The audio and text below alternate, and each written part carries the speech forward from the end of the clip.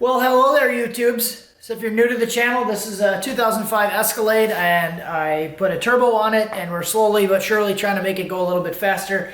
Next thing I'm going to be working on is the transmission for the truck. So right now it has a 4L60 in it. Those are kind of known to be weak transmissions, so I'm going to be upgrading it to a 4L80. I have a 4L80 that I got from a local junkyard for $150. So first thing I'm going to be doing with this is taking the old cross member off and getting it ready to put up on a stand. So I have a custom holder for it that I built that goes onto my engine stand. So basically just a pipe and then a piece of flat stock that's bent around that bolts onto the case. So I'm not doing a complete rebuild on it. I'm using a Jake's Performance Freshen Up kit, they call it. So this kit's a little bit different. It's not a complete rebuild, so it doesn't replace bushings and everything that goes along with the transmission, but it does replace a lot of the parts that would get worn out over time. So the filter, the clutches and steels, the bands, some of the gaskets and seals. And I'm also going to be putting a trans brake in the transmission. So the plan for this video is to get the thing on the stand and completely tore down so I can take the case out and get it washed and then put it all back together.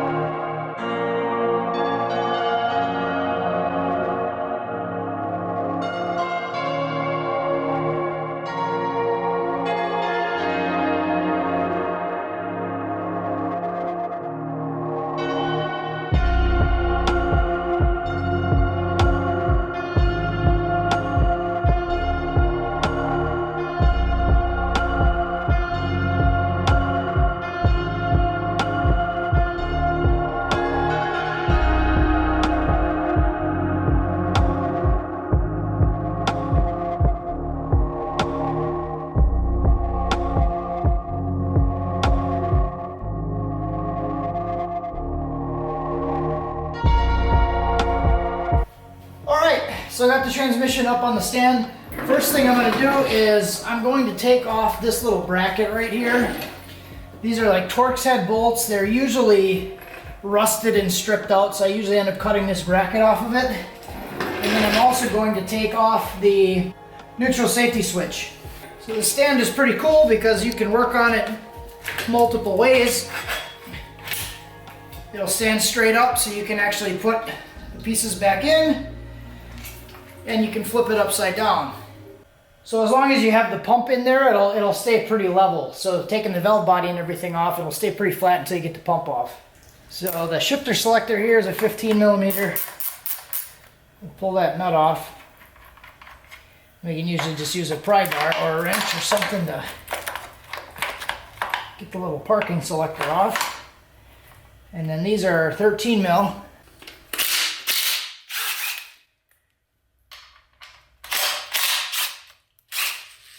You can slide the neutral safety switch off. So it might be hard to see inside there, but there is two little flat edges that go on the flat edge of this parking selector. So we'll clean that thing up and then put it back on. So what I'll do then is just take my bolts and I'll thread them back in the holes just so I don't misplace them. So because I'm putting this back into a GM vehicle that has the same type of shifter, I'm going to keep this on there. Normally I cut them off if it's like a swap vehicle. Like I have a Ford Ranger with a 4L80 in it, and I'm cutting that bracket off of there. And we're in Wisconsin too, so these bolts are usually all rusted out, so I can't get them off. But in my case right now, I'm going to leave this on there. Alright, so I got the transmission laid out and a table for all the parts as they come out. So first thing I'm going to do is start by taking the pan off. So I have a 10 millimeter for the pan, and the 10 and the 8 millimeter is going to be used for the valve body bolts. I have a 13 millimeter for the pump bolts. I have a T30 Torx and a 3/8 12 point for the fourth drum and the center support. I have a 32 millimeter socket that's going to be used for getting the wire harness plug out. I have a flathead and a pry bar for snap rings. A 15 millimeter that's going to be used for getting the tail shaft extension housing off. 3/4 inch wrench is going to be used for the lube hole that goes into the center support. There's a fitting on the outside that goes through the center support. And just a 3/8 inch ratchet and impact. I'll start with the 10 mil for the pan bolts.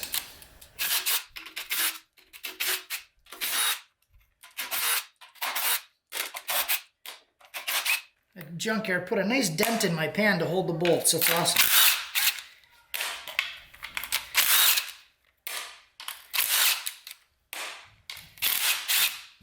So because of the dent, I will end up getting a new pan. They also drill a hole in it to drain the fluid from the junkyard. So I don't want to have the hole, and you don't want to have a smashed pan because it'll smash the filter. So I will end up getting a new pan for this thing. If it was just a hole, I wouldn't be worried because I can weld that shut. But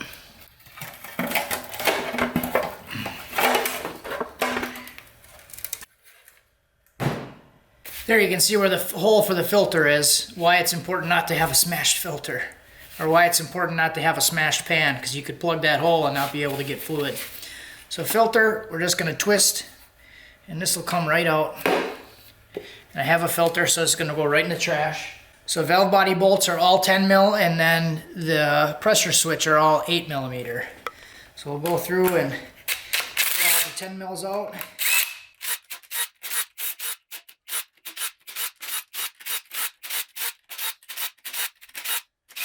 There's one for this lube line right here. There's one under this little lube line. So you actually want to loosen this one, get this little plate out of here. And then you can just wiggle this and this lube line will come out. Then you can get to this other bolt.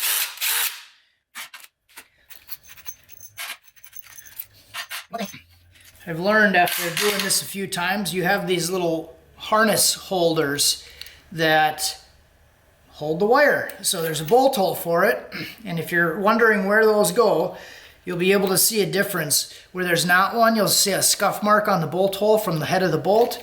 Where there's a hole but there's not a scuff mark, that's where these little guys go. So it can be kind of confusing. You don't remember exactly where they go. All right, so we'll get the harness off here first. So there's a clip for the pressure control solenoid. There is a clip for the torque converter lockup. There is a plug for the pressure switch. And then there's one for the two shift solenoids, so solenoid A and solenoid B.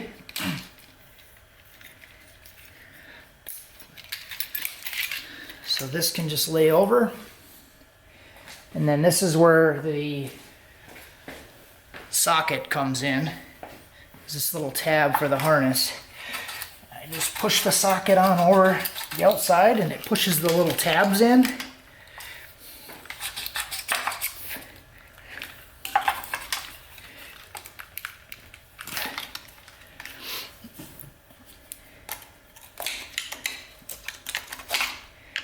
And I'm not really being too gentle with this one because it's all smashed and it's going to have to be replaced.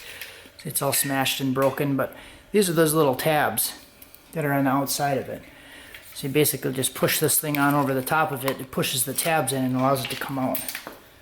So right now the only thing that's holding the valve body in are the 8 millimeter bolts on that membrane switch, the pressure switch. So I'll take these out, and as I get the last one loose, you'll see the valve body pop up.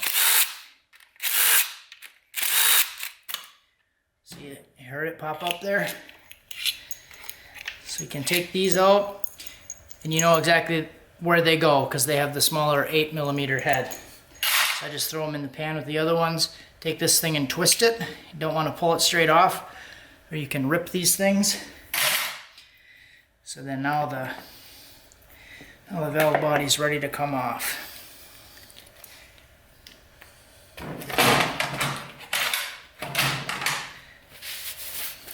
Next, I'm going to get all the check balls out of there, so I'm going to grab a magnet. I like to use a little magnet like this. 1, 2, 3, 4, 5, 6, 7, 8. So there's 8 check balls there. Alright, so next we're going to take the 3/8 12 point. There's a bolt right here, black one with a hole in it, and that's for your center support. And then that T30 Torx is going to go right in there.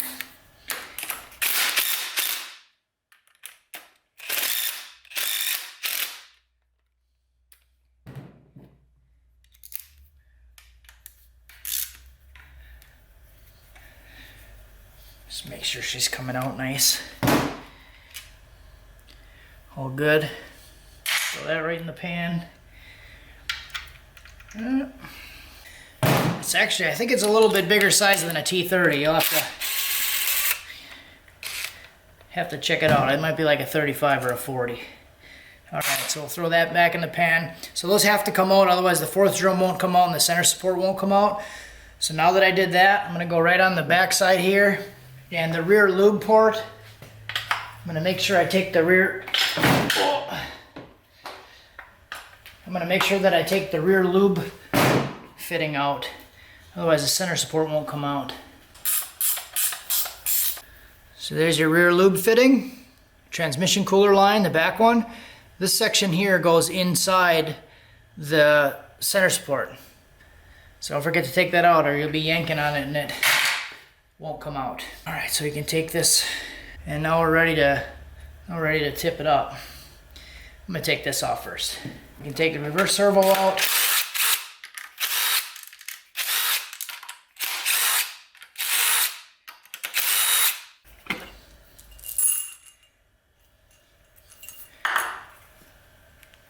There's a gasket.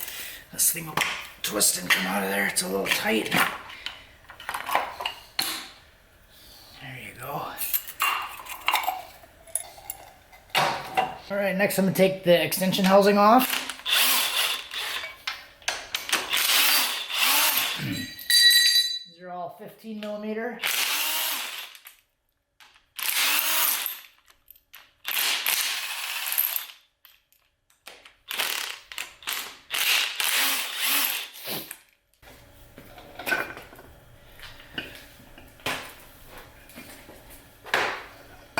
And because I'm going to be changing the output shaft on this, because I'm going from a two-wheel drive to an all-wheel drive setup, I'm going to take this little cover off right here. So this thing is just pressed on, but that has to come off before the output shaft can come out. I'm just going to put this big wrench over it.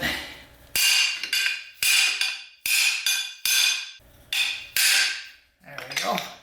And there is a little ring right here. All right, next I can tip it up. I'm just gonna do this slow so I can get all the fluid into my bucket down here.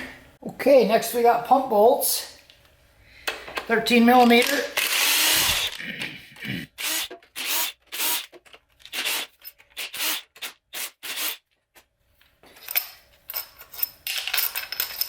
Just throw those right in the pan. And there is a little O-ring on here that you want to take off. It's for the torque converter lockup. So if that's not on there, it won't lock up. But if it is on there, you can't get the pump off. It'll bind on the bushing. So take that little guy, put it on the table, and then what I'm going to start to do is I'm going to go inside right here on the back side of the pump and start to pry the pump off. So sometimes you can get a little bit of a grip and start to pry the pump. And then other times, use these little guys sticking out right here and you can get right behind there and pry a little bit. You just kind of work this thing around as I'm pulling up on it right now.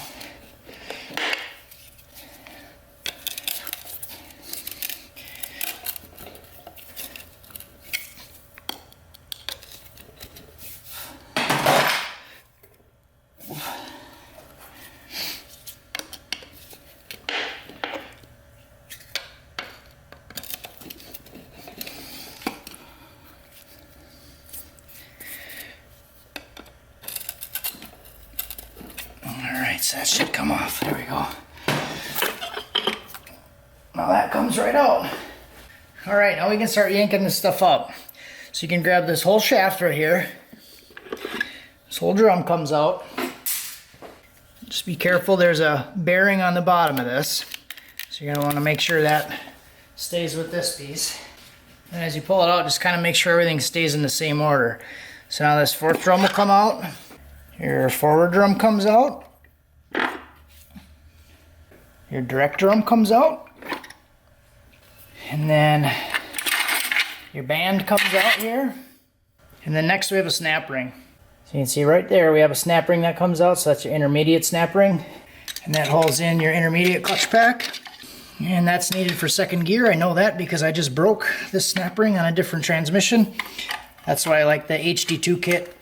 Comes with a thicker snap ring. This is the snap ring. So I broke that and lost second gear.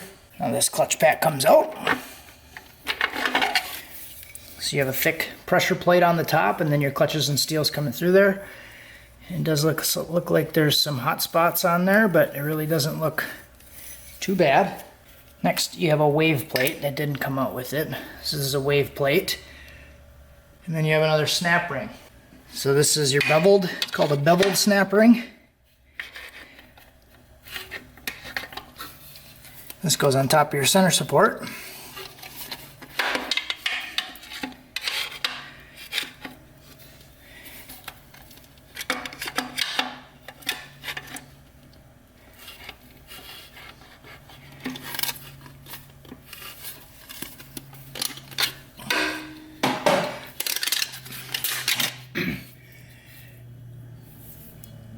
So they call it the beveled snap ring because there's a little bevel and that goes on the top. So it's flat on the bottom side, beveled on the top.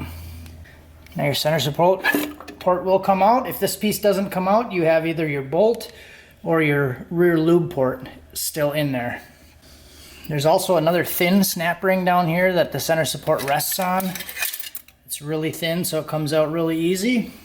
And now your whole rear carrier assembly will come out. So you can just, what I'll do first is I'll pull the sun shaft out, the center shaft.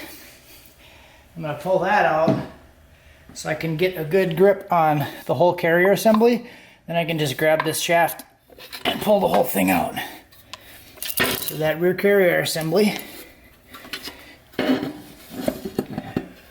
has your rear planet and your rear output shaft on there. So the only other thing left after that is your reverse band.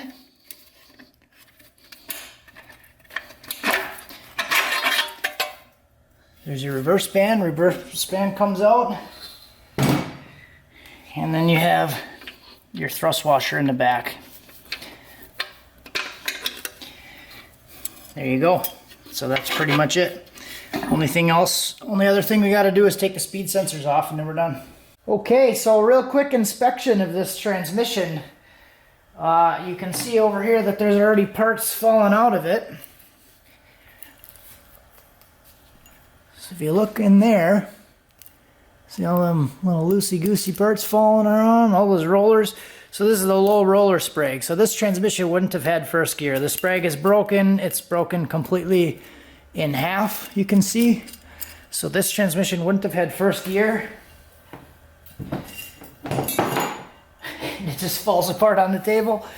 So that could have been the reason that vehicle was at the junkyard. It lost gear, so they just took it in and junked it. So that sprag is basically so that roller sprag is basically a one-way bearing, and it rides, this center support section rides on the inside of those rollers, and you can see that the center support is all chewed up now. So it might need a new, definitely need a new sprag, but might need a new center support also. So this is pretty chewed up, like I can almost, it like pokes my finger, could almost cut my finger actually. So probably need a new center support, and definitely need a new sprag. Gonna go through the clutches and all that stuff in a different video because that's what we're replacing. So we'll be replacing the reverse band, the low band. We're gonna do all of the clutches and steels and wire harness. So the trans brake is gonna come with a different valve body and separator plate, and we're gonna change the output shaft to a 4-wheel drive. So a lot coming up, guys. If you made it this far and you're not subscribed, do that. Do the things, because we're gonna do some things.